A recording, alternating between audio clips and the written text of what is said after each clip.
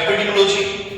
Epidemiology का मतलब होता है कि किसी पर्टिकुलर एरिया में डिजीज किस तरह से डिस्ट्रीब्यूट हो रही है, उसका इंसिडेंस क्या है या उसका प्रोग्रेशन क्या है या किसको हो रही है, कितने एरिया को कवर कर रही है, उसका पूरी जो स्टडी की जाती है डिजीज के डिस्ट्रीब्यूशन की पूरी स्टडी जो की जाती है उसको हम कहते हैं एपिडेमियोलॉजी कहते हैं। क्या कहते हैं? एपिडेमियोलॉजी कहते हैं। इससे पहले हमको कुछ टर्मिनोलॉजी हमको पढ़नी होगी, जैसे एंडेमिक क्या होता है, पेंडेमिक क्या होता है, एपिडेमिक क्या होता है, स्पोरेडिक क्या होता है, ज़ूनोटिक क्या होता है, ये सारी चीजें। अगर मैं बात करता हूं एंडेमिक की, तो एंडेमिक का मतलब होता है कि कोई डिजीज किसी छोटे एरिया को कवर कर रही है, किसी पर्टिकुलर एरिया को कवर कर रही है, तो उसको बोलते हैं एंडेमिक। क्या बोलते हैं? एंडेमिक। उसके बाद नेक्स्ट आता है एपिडेमिक।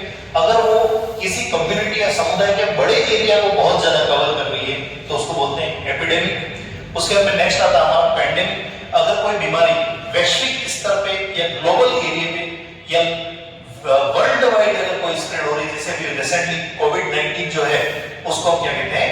पेंडेमिक डिजीज कहते हैं। ठीक है। उसके बाद नेक्स्ट हमारा आता है कि स्पोरेडिक क्या होता है कि अगर कोई बीमारी है किसी पर्टिकुलर छोटे एरिया के अंदर कवर कर रही है या छोटे जो है फैली हुई है, इरेगुलर पैटर्न के अंदर फैली हुई है, तो उसको हम कहते हैं स्पोरेडिक डिजीज कहते हैं।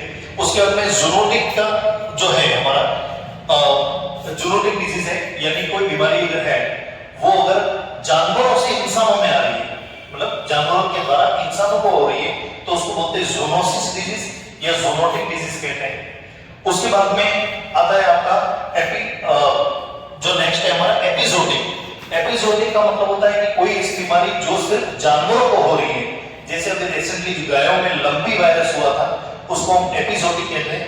और नेक्स्ट जो है हमारा एपोर्निथिक जो है, एपोर्निथिक का मतलब होता है कि कोई ऐसी बीमारी जो पक्षी समुदाय या बर्ड्स के अंदर फैल रही है, उसको एपोर्निथिक कहते हैं। उसके अलावा नेक्स्ट है हमारा इन्फेक्शन। इन्फेक्शन का मतलब होता है कि कोई डिजीज या कोई उसका पॉजिटिव ऑर्गेनिज्म शरीर में प्रवेश करता है और वो डिस्ट्रीब्यूट हो रहा है, ग्रो कर रहा है, तो उसको क्या कहते हैं? इन्फेक्शन कहते हैं। इसके अलावा हमारा नेक्स्ट है नोसोकोमियल इन्फेक्शन। नोसोकोमियल इन्फेक्शन का मतलब अगर कोई पेशेंट अस्पताल में भर्ती होता है, कोई व्यक्ति बीमार भर्ती होता है और अस्पताल में भर्ती होने के बाद में 48 घंटे के बाद में अगर वो दूसरे संक्रमण से ग्रसित हो जाता है या उसको जो इन्फेक्शन है वो अगर हॉस्पिटल से लग रहा है, तो उसको नोसोकोमियल इन्फेक्शन बोलते हैं। उसके बाद में इंक्यूबेशन पीरियड किसको बोलते हैं? तो इंक्यूबेशन पीरियड का मतलब होता है कि अगर किसी बीमारी का या किसी डिजीज का कोई पॉजिटिव ऑर्गेनिज्म हमारे शरीर में प्रवेश किया और प्रवेश करने से लगा करके उस डिजीज का पहला क्लिनिकल साइन या सिम्टम जब प्रकट होता है, तो उस डिजीज उस बैक्टीरिया या वायरस का शरीर में प्रवेश करने से लगा करके उस डिजीज का पहला साइन प्रकट होने तक का जो बीच का टाइम है उसको बोलते हैं इंक्यूबेशन पीरियड बोलते हैं। उसके बाद में प्रोड्रोमल स्टेज आती है, जो मैं बता चुका हूं कि डिजीज का जो प्रोग्रेशन है उसको प्रोड्रोमल स्टेज बोलते हैं। फेस्टिजियम स्टेज आती है कि जब डिजीज अपने पीक पे या चरम पे होती है, उसको फेस्टिजियम बोलते हैं। फिर डिक्लाइन फेज आता है कि जब डिजीज धीरे धीरे क्या होती है? स्लो। अब डिजीज की जब हम पढ़ाई करते हैं तो उसमें दो चीजें इंपॉर्टेंट है, एक तो है पोर्टल ऑफ एंट्री और पोर्टल ऑफ एग्जिट।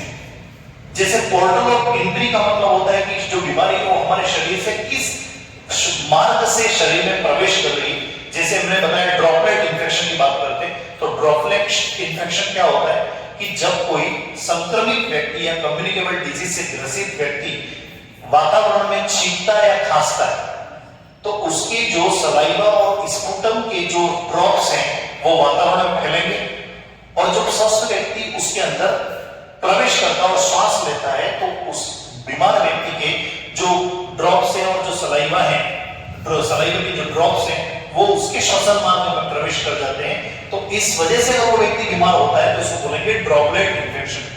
तो उसके श्वसन मार्ग में एंट्री हुई वो ड्रॉप्स, यानी कि उसके लिए जो पोर्टल ऑफ एंट्री क्या था? Respiratory system. और पोर्टल ऑफ एग्जिट की अगर बात करते हैं तो पोर्टल ऑफ एग्जिट की मतलब होता है कि वो बीमारी किस रास्ते से आपके शरीर से बाहर जा रही है, वो फीकल रूट से बाहर निकल रही है, मल के द्वारा बाहर निकल रही है या श्वसन के द्वारा बाहर निकल रही है, उसको बोलते हैं पोर्टल ऑफ एग्जिट। अगर हम डिजीज की बात करते हैं तो डिजीज के अंदर हमारे दो इंपॉर्टेंट टॉपिक होते हैं, एक तो इंसिडेंस होता है और एक होता है प्रिवेलेंस रेट होती है। अगर किसी बीमारी के नए केसेस प्राप्त हो रहे हैं, नए केसेस प्राप्त हो रहे हैं, तो उनको बोलते हैं इंसिडेंट्स केसेस। क्या बोलते हैं? Incidents cases. और प्रिविलेंस केसेस का मतलब होता है कि करंट केसेस, पुराने कितने थे और अभी नए कितने हुए, उन दोनों को जोड़ लो तो उसको बोलते हैं प्रिविलेंस केसेस।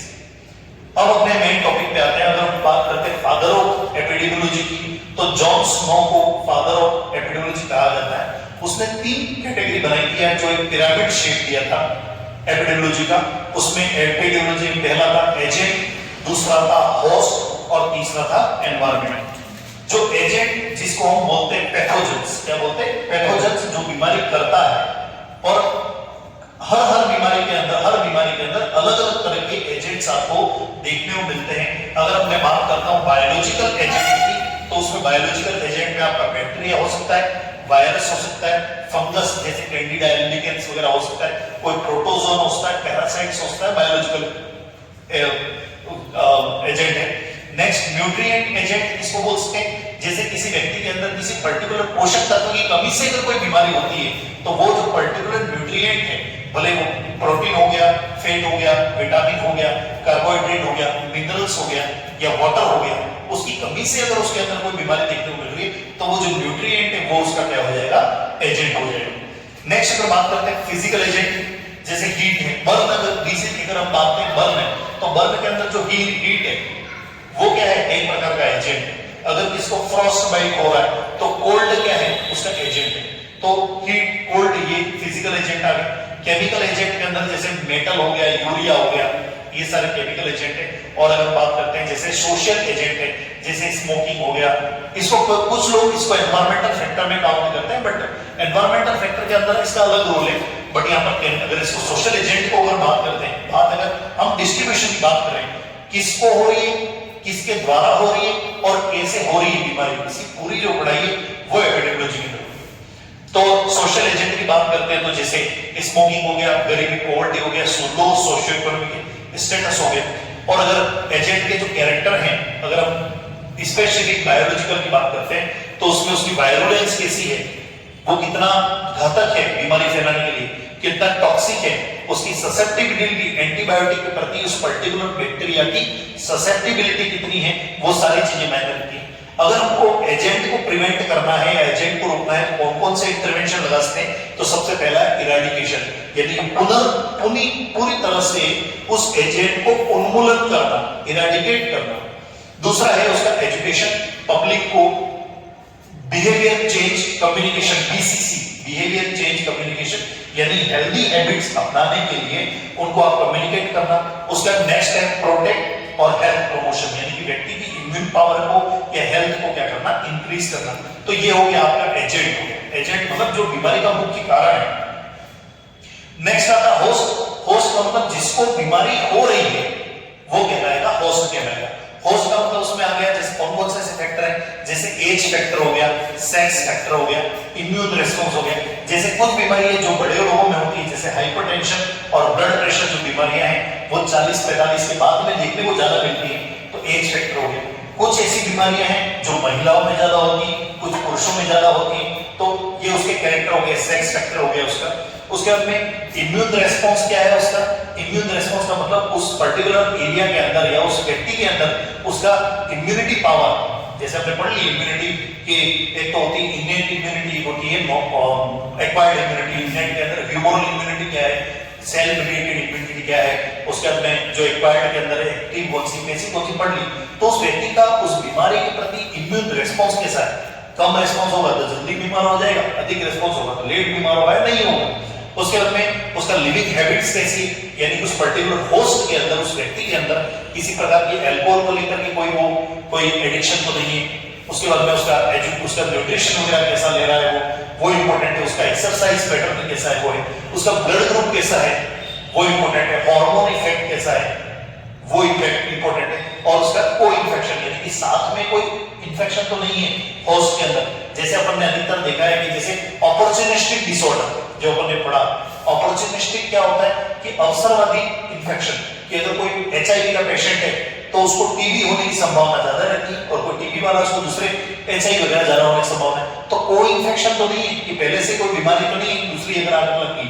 उसके बाद में नेक्स्ट है उसका इन्फेक्शन कैसे करेंगे, उस व्यक्ति को आइसोलेट कर दो, उसका ट्रीटमेंट करो, उसको इम्यूनाइज करो और उसके अंदर उसको प्रॉपर मात्रा में पोषण दो।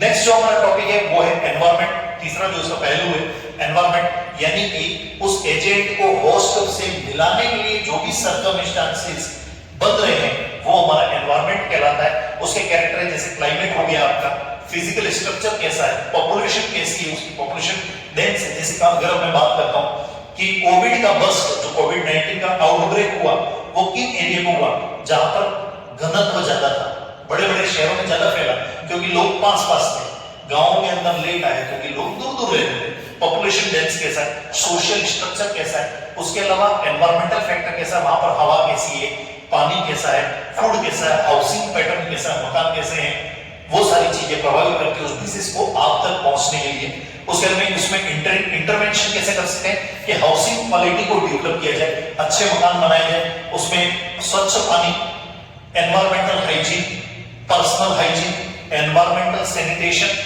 प्यूरिफाइड वाटर, ये सारी जो बेसिक चीजें हैं वो उस व्यक्ति तक मिलेगी तो जो एजेंट है वो उस होस्ट तक नहीं पहुंच पाएगा। उसके बाद में प्रिवेंटिव सर्विसेज, यानी कि उस पर्टिकुलर बीमारी को रोकने के जो जो उपाय हैं उनको आप कैसे करेंगे। तो एपिडेमियोलॉजिकल ट्रायड के अंदर ये मुख्य तीन चीजें होगी आपकी, एजेंट जो बीमारी कर रहा है, होस्ट जिसमें बीमारी हो रही है, और एनवायरमेंट जो बीमारी को कंप्लीट करने में काम कर रहा है। इसके अलावा इसमें एक और इंपॉर्टेंट चीज है आइसबर्ग ऑफ डिजीज। आइसबर्ग का अगर बात करते हैं, आइसबर्ग जैसे कि सबमर्ज्ड आइसबर्ग, बर्फ का टुकड़ा, ये जैसे बर्फ का टुकड़ा है, ये पानी के अंदर डूबा हुआ है। अगर हम ऊपर से देखते हैं तो हमको ये बर्फ का सिर्फ टिप दिख रहा है। क्या दिख रहा है? बर्फ का टिप दिख रहा है, परंतु अंदर जो पानी के अंदर जो चीज है हमको जो सबमर्ज्ड है, पानी के अंदर डूबा हुआ है, वो नहीं दिख रहा है। तो उसी प्रकार से डिजीज केसेस में क्या होता है कि जो ऊपर दिखा हुआ फ्लोटिंग टिप्स है आइस का जो दिख रहा है वो केसेस है जो हमारे नॉलेज में है, जो सरकार के नॉलेज में जो दिख रहे हैं, हाँ ये बीमार है, ये बीमार है, इसके अंदर लक्षण दिख रहे हैं, इसको एक बीमारी है। परंतु सबमर्ज्ड जो है, जो पानी के अंदर डूबे हुए हैं, वो केसेस हैं जो छुपे हुए हैं या जिनके अंदर लक्षण प्रकट नहीं हुए पर डिजीज का जो एजेंट है वो मौजूद है, तो वो ज्यादा खतरनाक है, वो ज्यादा बीमारी को फैला सकते हैं।